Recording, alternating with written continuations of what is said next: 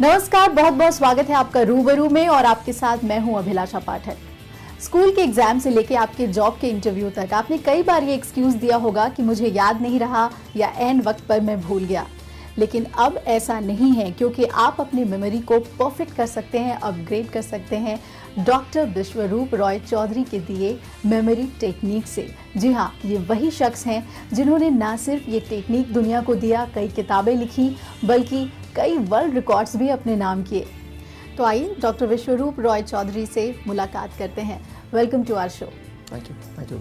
बताइए, आपने करियर की शुरुआत कब की और कैसे मेमोरी में काम करने की बात आपके जहन में आई? कॉलेज के दिनों में I was known as absent minded, school के टाइम पे भी भुलक्कड़ जिसे कहते हैं हिंदी में। और मुझे लगता था कि दो बच्चे हैं, दोनों एक ही जितना पढ़ाई करते हैं और एक फर्स्ट आता है, एक फर्स्ट नहीं आता, तो टाइम तो एक ही जितना लगाते हैं, तो दोनों का दिमाग में फ़र्क है या दिमाग को यूज़ करने के तरीके में फ़र्क है। सो मैंने कई सारी किताबें पढ़ी, स्टेट लाइब्रेरी वहाँ पे चंडीगढ़ में, I became member of that library for that matter. बहुत सारी किताबें पढ़ी, मेमोरी पे, माइंड पे, ब्रेन पे। Then I realised it is like a car. आप अगर अच्छे ड्राइवर हैं तो ही एक कार को चला सकते हैं। कार का अपना अच्छा होना इम्पॉर्टेंट नहीं है। सिमिलरली ब्रेन को कैसे ऑपरेट करना, उसकी ट्रेनिंग अगर हम लें तो ब्रेन को बेटर यूज़ कर सकते हैं। From being absent-minded, using those techniques which I read in the books, I became the world record holder. Guinness Book of World Record में नाम आया। वर्ल्ड रिकॉर्ड बनाना अपने आप में एक बहुत बड़ी चीज़ होती है और मेमोरी के मामले में आपने विदेश के कई लोगों को पीछे छोड़ दिया, तो कैसे हुआ ये सब? कितना प्रैक्टिस किया आपने? हाँ, इसमें जो मैंने जिसका रिकॉर्ड ब्रेक किया वो जर्मन की लेडी बुजवोल्डोवा, मिशाली बुजवोल्डोवा उनका नाम। तो उनका रिकॉर्ड 13 का था, मैंने उसको 14 किया। That's what is the record. ये रिकॉर्ड में ये ली मेरिडियन में किया हमने, दिल्ली में इस रिकॉर्ड को आयोजन किया गिनीज बुक में। और इस रिकॉर्ड में ये था कि एडिशनल स्ट्रेस तो था ही, क्योंकि रिकॉर्ड बन रहा है, बने कि नहीं बने, मीडिया थी पूरे, और मुझे ये भरोसा हो गया कि अगर मेरे जैसा भुलक्कड़ इंसान यहाँ तक पहुँच सकता है, फिर ये तो सिर्फ it is about training, not the brain itself, it is how you train the brain. Dynamic memory की शुरुआत कैसे हुई? किसी भी मशीन को ईंधन चाहिए, फ्यूल चाहिए, ब्रेन को भी फ्यूल चाहिए, ठीक है ना। ब्रेन भी कभी थकता है बाकी मशीन की तरह, उसकी भी सर्विसिंग चाहिए, उसकी भी ओवरऑलिंग चाहिए। So that was amazing. And ऐसे बहुत कम लोग, या इंडिया में तो मैं पहला इंसान था जिस पे काम कर रहा था, तो बड़ा अच्छा था, अपॉर्चुनिटी काफ़ी थी। यहाँ पर आइए जानते हैं किस तरह से उन्होंने अपने सफ़र की शुरुआत की और डायनेमिक मेमोरी कैसे काम करता है।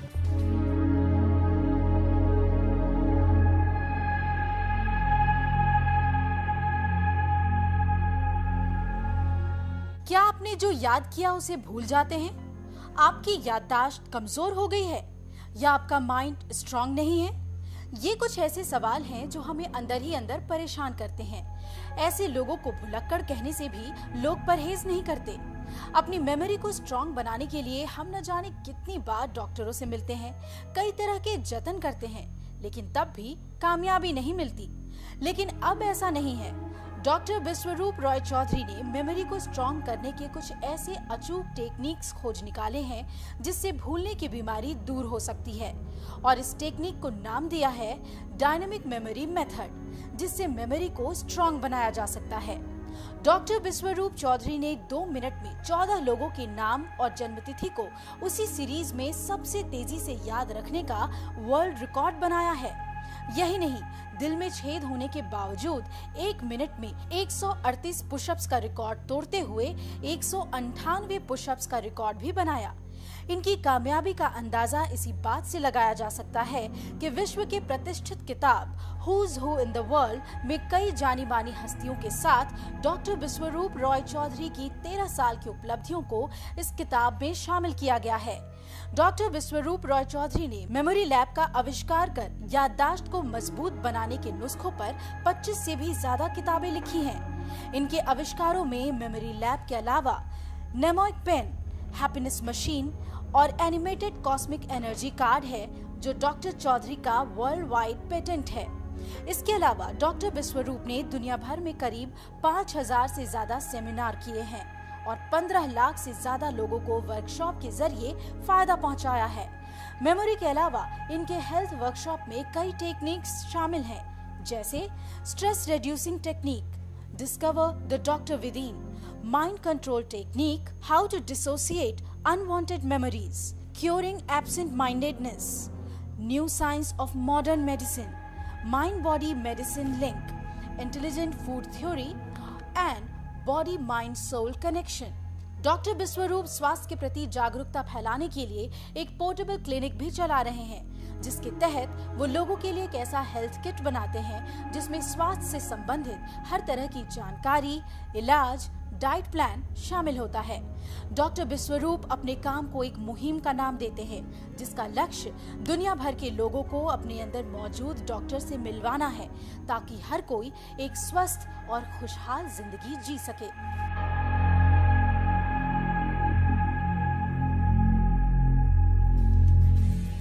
डायनामिक मेमोरी की शुरुआत के बाद कितने लोग आपसे जुड़े और कितना फ़ायदा उन लोगों को हुआ है?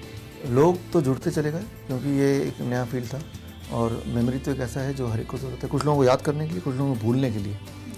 You would like to forget unwanted memories. तो मेरा field not only how to memorise, मेरा फील्ड ये भी कि how to forget unwanted memories. तो लोग जुड़ते चले गए, राइट फ्रॉम 8 साल के लोगों से लेकर 80 साल। कई स्टूडेंट्स के लिए भी आपने बुक्स लिखे कि साइंस स्टूडेंट्स हैं, तो वो कैसे अपनी मेमोरी को बढ़िया बनाए? हमने अलग अलग स्टूडेंट्स के लिए अलग अलग तरह के बुक्स लिखे, लेकिन इम्पॉर्टेंट ये है कि मेमोरी एक स्विमिंग पूल की तरह है। आपकी उम्र कुछ भी हो, आपका बैकग्राउंड कुछ भी हो, लेकिन आपकी हाइट कुछ भी हो, पानी तो सेम ही रहेगा ना। सिमिलरली लोग सोचते हैं कि अलग अलग सब्जेक्ट के लिए अलग अलग टेक्निक होना चाहिए, बट फॉर्चुनेटली टेक्निक एक ही है, लेकिन लोगों के एक एक्सपेक्टेशन को मीट करने के लिए हमने उसको डिवाइड कर दिया, but the principle is same. अगर मैं अपनी पीछे के 5 साल जाऊं और कोई एक वाकया याद करना चाहती हूं बिल्कुल उसी तरह से, उसी क्रम में, तो कैसे ये जो एसोसिएशन और इमेजिनेशन है उसको कैसे इस्तेमाल कर सकती हूँ? एसोसिएशन इमेजिनेशन क्या है कि जो आज आप इस्तेमाल करेंगे तो ये वाली मेमोरी आगे यूज़ कर सकते हैं। अभी तक हम सबकी मेमोरी ऑटो मोड पे थी, till the time you are not knowing this technique. आज अगर आप ये दोनों टेक्निक सीखेंगे, एसोसिएशन इमेजिनेशन, आज की बात से अब वो ऑटो मोड से हट के आपकी कमांड में होगी। तो 5 साल बाद आज से, राइट, 2020 में, मान लो 19 में आप सोचेंगे 2014 का वो इंसिडेंट रिकॉल करूँ, क्योंकि उसको अपने ढंग से स्टोर किया था, तो दैट विल बी पॉसिबल। ये जो टेक्निक आप आज लोगों को बता रहे हैं, क्या ये पहले से कहीं पर थी जिसके बारे में हमें जानकारी नहीं थी और आप उसे अब सामने लेकर आ रहे हैं? पहले से था, बट अनफॉर्चुनेटली मुझे पता नहीं क्यों ऐसा हुआ कि ये मेन स्ट्रीम में सिलेबस का पार्ट नहीं बना। आपको हैरानी होगी, क्लास फर्स्ट से लेके पीजी तक, पोस्ट ग्रेजुएशन तक, एमबीबीएस तक, एमडी तक, इवन साइकेट्रिक के जो फील्ड है, जिसे ब्रेन का फील्ड माना जाता है, ये टेक्निक कहीं भी नहीं है। तो ये साइंस तो है, लेकिन साइंस को सिलेबस में लाने वाला काम नहीं है ना, वो काम हुआ ही नहीं पूरा। मैं सीबीएसई के चेयरमैन से मिला, एनसीईआरटी के डायरेक्टर से मिला कि सिलेबस में लाओ।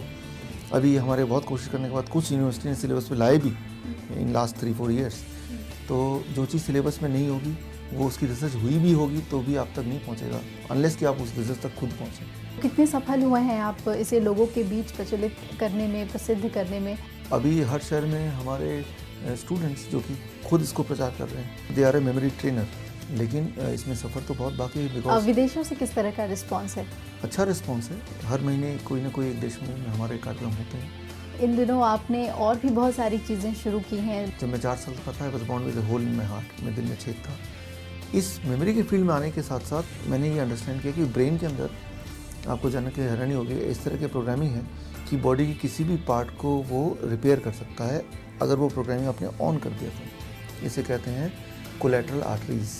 लेकिन उसको कैसे इम्प्लीमेंट करना है, ये आम आदमी तक नहीं पहुंचा। कुछ लोगों को पता है, कार्डियोलॉजिस्ट को पता होगा, डॉक्टर्स को पता होगा, थोड़े से लोग। तो मेरा तो normally automatically I came in this field because मैं ब्रेन के फील्ड में था।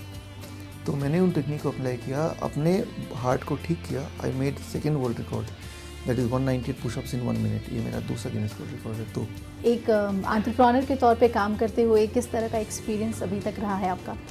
हर साल WHO के अकॉर्डिंग 8 करोड़ लोग बिलो पॉवर्टी लाइन चले जाते हैं every year because of the health crisis. ठीक है ना, तो वो अमीर थे लेकिन अपने बाईपास सर्जरी कराने के लिए, कीमोथेरेपी कराने के लिए लाखों रुपए अपने घर बार भेज देते हैं और गरीबी की लाइन के नीचे आ जाते हैं। जबकि अगर उनको वो टेक्निक बता दिया जाए तो जो सोचता है कि मुझे तो अपना 8 लाख रुपये, 10 लाख रुपये, 50 लाख रुपये घर बेचना पड़ रहा है, वो उसको अप्लाई कर लेगा, अपने आप ही ठीक हो जाएगा। अभी तक के सफ़र में सबसे बड़ा चैलेंज आपके लिए क्या था? चैलेंज ये है कि मान लो कोई चीज़ ऐसा काम कर रहे हैं जो और भी लोग काम कर रहे हैं, तो उसमें चैलेंज ज़्यादा कुछ नहीं होता है, ऑलरेडी एस्टैब्लिश्ड फील्ड है वो। आपको सिर्फ ये बताना है कि हम भी ये काम कर रहे हैं, लेकिन जो कोई फील्ड ही नहीं है, जैसे मेमोरी ब्रेन, ये कोई फील्ड ही नहीं है। आज से अगर 1999 से पहले आप सुनेंगे तो मेमोरी तो कोई मानता नहीं था इम्प्रूव हो सकता है या इसका भी कुछ रोल है। तो जो चीज़ वैक्यूम है वहाँ पे एस्टेब्लिश करना, दैट इज़ समथिंग डिफिकल्ट। मैं देख सकती हूँ एक बहुत ही एनर्जेटिक टीम आपके साथ काम करती है। कैसे डे का रूटीन क्या रहता है? शुरू होने का टाइम तो 9 o'clock ही है और जाने का टाइम कितना है वो तो डिपेंड करता है कितना सारा काम है। So most of the time we are into research work, right, coordinating the people all around in the nation, outside the nation, और दैट्स हाउ इट इज़। ज़्यादातर ऐसे होते हैं और हफ्ते में एक दिन हमारा ओपीडी होता है जब पेशेंट आते हैं, वो सैटरडे का दिन होता है, वो 2 घंटे होता है। और then there are some days जब हम यहाँ क्लासेस रखते हैं या कुछ पार्टीज़ रखते हैं, that is also special parties, that is on healthy lifestyle का, that is what we do. कितने लोग हैं अगर इस ऑफिस में बात करें, कितने एम्प्लॉयज़ आपके अंडर में काम कर रहे हैं? इस सेटअप में जो है 25 हैं टोटल इन दिस सेटअप। और ज़्यादा रिसर्च में ये लोग लगे रहते हैं? Most of them are in research, R&D में ही ज़्यादातर लोग हैं, उनका ज़्यादातर टाइम इसी में लगता है। yes. कई पेशेंट्स यहाँ आते होंगे, सबसे कॉमन प्रॉब्लम क्या लेकर आते हैं patient? Common problem lifestyle disease है, जैसे डायबिटीज़ है, हाई बीपी है, कोलेस्ट्रॉल है, जी। हार्ट डिजीज़ सबसे ज़्यादा है बच्चों में। जो आजकल डायबिटीज़ है दैट इज़ समथिंग जो बहुत ज़्यादा आजकल मैं देख रहा हूँ जिस तरह के पेशेंट आ रहे हैं। तो these are the few of the disease. जी, आपको सबसे ज़्यादा काम संभालने में और सभी चीज़ों को सुचारू रूप से चलाने में किसका सहयोग है? पूरा टीम है, सबका अपना अपना काम है, सब पूरा टीम है। एंड देन माय पार्टनर या मेरी wife Neerja, she is also one of the main pillar of the company, so that is how it is. Neerja ji के बारे में मैं बताना चाहूँगी कि नीरजा जी खुद वर्ल्ड रिकॉर्ड होल्डर हैं। आइए उनसे मिलते हैं। नीरजा जी साथ दे रही हैं विश्वरूप जी का। सर, आपने जिस तरह से बताया कि एक मुहिम के तहत आप काम कर रहे हैं कि लोगों तक पहुँचे जो टेक्निक है मेमोरी का या फिर हेल्थ रिलेटेड भी, तो किस तरह से आप दोनों अपने काम को डिवाइड करते हैं? एडमिनिस्ट्रेशन ज़्यादातर नीचे संभालती है, मार्केटिंग मैं संभालता हूँ, रिसर्च तो दोनों मिलके करते हैं। So that's how it is divided. और जो आपके एम्प्लॉयज़ हैं उनके अंदर सही इंफॉर्मेशन, सही नॉलेज, क्या टाइम टू टाइम आप उनसे इंटरेक्शन करते रहते हैं? या हमारा तो on weekly basis on average हमारी मीटिंग होती है जिस पे डेवलपमेंट क्या हुआ, लोकली क्या हुआ, इंटरनेशनली क्या हुआ, वो अपडेट करते रहते हैं। नीरजा जी, आपका जो वर्ल्ड रिकॉर्ड है उसके बारे में बताइए, कैसे ये वर्ल्ड रिकॉर्ड आपने बनाया? इतने सारे शब्द कैसे कोई डिक्शनरी से याद कर सकता है? सबसे पहले तो मैं बताऊंगी कि जो मेरी स्कूलिंग हुई है वो एक हिंदी मीडियम स्कूल में हुई, और क्योंकि मैं हिंदी मीडियम स्कूल से थी तो ऑब्वियसली मेरी वोकेबलरी उतनी अच्छी नहीं थी। मैं चाहती थी कि मेरी वोकेबलरी अच्छी हो और उसके लिए मैं ऐसे ही वर्ड मीनिंग याद करने की कोशिश करती थी। फिर धीरे धीरे मैंने सोचा क्यों ना मैं अपनी वोकेबलरी को दूसरे लोगों मैं बहुत अच्छा कर लूँ, और इसके फिर मैंने डिक्शनरी याद करना शुरू किया। तो आई अप्लाइड सर्टन टेक्निक्स, वो टेक्निक लगा के जब मैं विजुलाइज करके जब मैं याद करती थी डिक्शनरी, तो 5-6 घंटे मैं रोज़ लगाती थी, और इस तरह से 6 महीने लगे मुझे पूरी ऑक्सफोर्ड की इंग्लिश हिंदी डिक्शनरी तैयार करने में। हेल्थ सेक्टर में भी आप काम कर रहे हैं, कितने ऐसे केसेस हैं जो आपने सॉल्व किया है और ड्रास्टिक चेंज, बदलाव देखा है? डॉक्यूमेंट केसेस की बात करें तो अबाउट पिछले 1 साल की अगर बात करते हैं, 1 साल में होंगे 5000 के करीब होंगे इन लास्ट 1 ईयर का जो रिकॉर्ड है। So that as many as that, जिनका डॉक्यूमेंट्री हमारे पास सारा कुछ लिखा जाता है। तो हम जो भी केस लेते हैं we try to keep a record, पहले क्या था, अब क्या है, आगे क्या है, we try to have follow also. आज कोई हेल्दी है, ज़रूरी नहीं कि 1 महीने बाद, 1 साल बाद, 10 साल बाद भी हेल्दी रहे, बट वो कॉन्टिन्यूस प्रोसेस है ना। तो जैसे हमें भूख लगती है रोज़, तो वैसे ही हमारा बॉडी का सिस्टम को भी डेली बेसिस पे we have to do something to keep its immunity 100% and keep it healthy.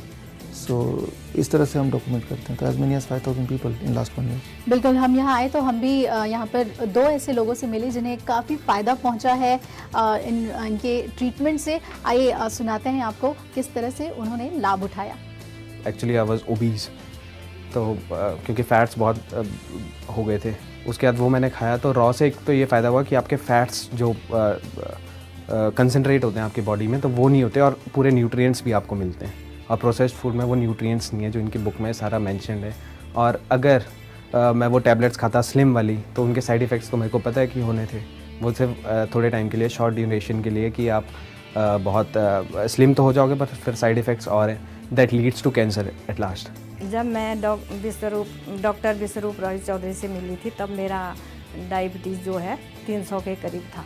जब मैंने इनके वो रॉ फूड खाए ना तो मुझे इतना अच्छा लगा अंदर से, उसी वक्त मुझे बहुत अच्छा लगा कि मेरे में कुछ जान आ रही है। मेरी आंखें भी बिल्कुल मतलब आंखों से दिखना भी बंद हो गया था, तो गले में दर्द शुरू हो गई थी। धीरे धीरे मुझे 5 महीने हो गए मैं इनके रॉ फूड पे चल रही हूँ। तो मैं आज कोई भी टेस्ट कर लो आप, मैं बिल्कुल ठीक हूँ, नॉर्मल हूँ। मेरे आँखों की रोशनी वापस आ गई है बिल्कुल, इतनी अच्छी तरीके से मैं आपको बिल्कुल साफ देख सकती हूँ, क्यों बिल्कुल बंद हो चुकी थी। वाकई में ये जो रॉ फूड की बात यहाँ पर इन्होंने करी कि इससे बहुत ज़्यादा वेट लूज़ किया इन्होंने या डायबिटीज़ में हेल्प हुआ, रॉ फूड के बारे में हमें कुछ बताइए।